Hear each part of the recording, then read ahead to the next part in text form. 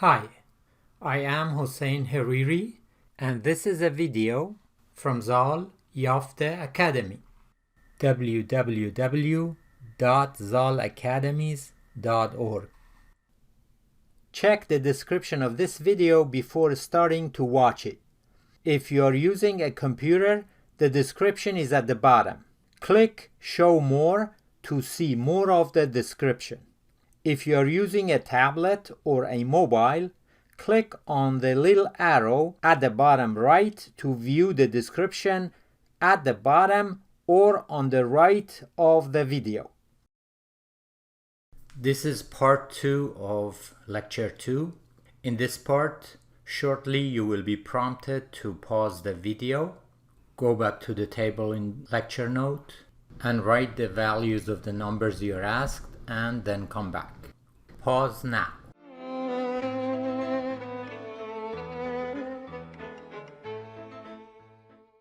Let's do one more step here. What is the value of disk now? It's 144 and it is greater than 0, so therefore this is the case that it should go through. One more step. Okay, it is going through Sol 1, so it's fine up to here. Let's do one more step. The yellow line disappears, so there is a problem. We have to find out. What's the problem? The reason for it. Write your answer if you have any in the column for answer comment in the table and then come back. Pause now.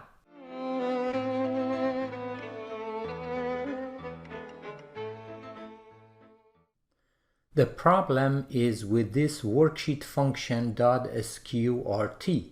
As we saw before, there is a VBA function and that is SQR. So when we have a VBA function, we are not supposed to use worksheet function and an Excel function with it.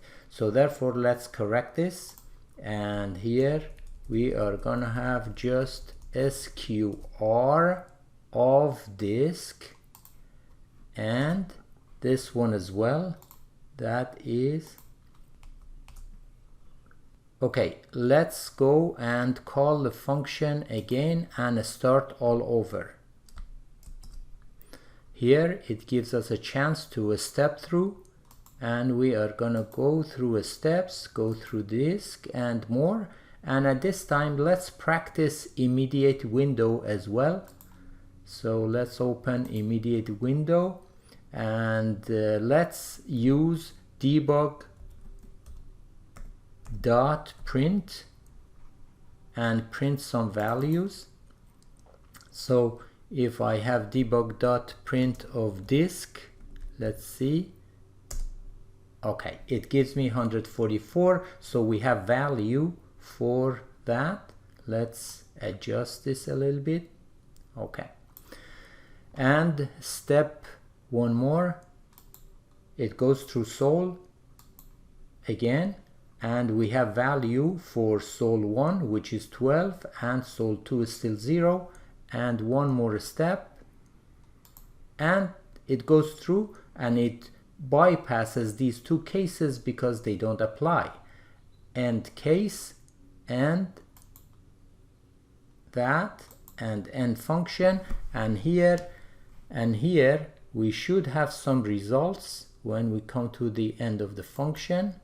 Okay, we got it as 12 and 12. These are supposed to be the answers of x1 and x2. Are they the correct answers?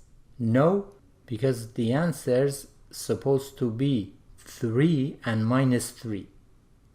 What's the problem? The reason for it. Write your answer if you have any in the column for answer comment in the table and then come back. Pause now.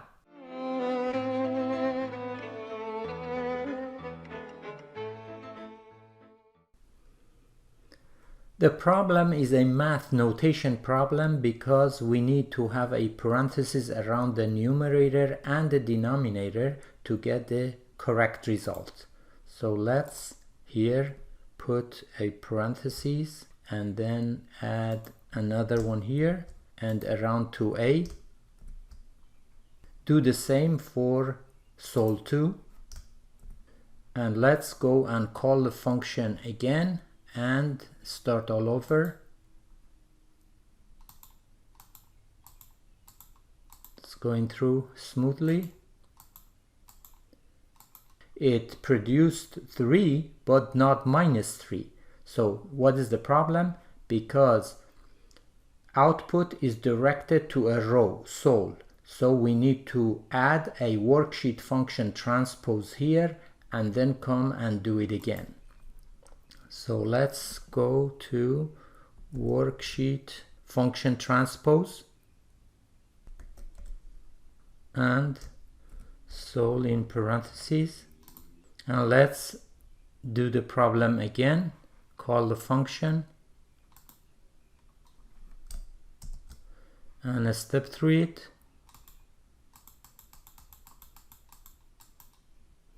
Okay, 3 and -3, correct answers. We will conclude part 2 of lecture 2 here, but your task is not finished. You need to complete the exercise, the 2 problems that have been left. With what you have learned so far, you should be able to do that.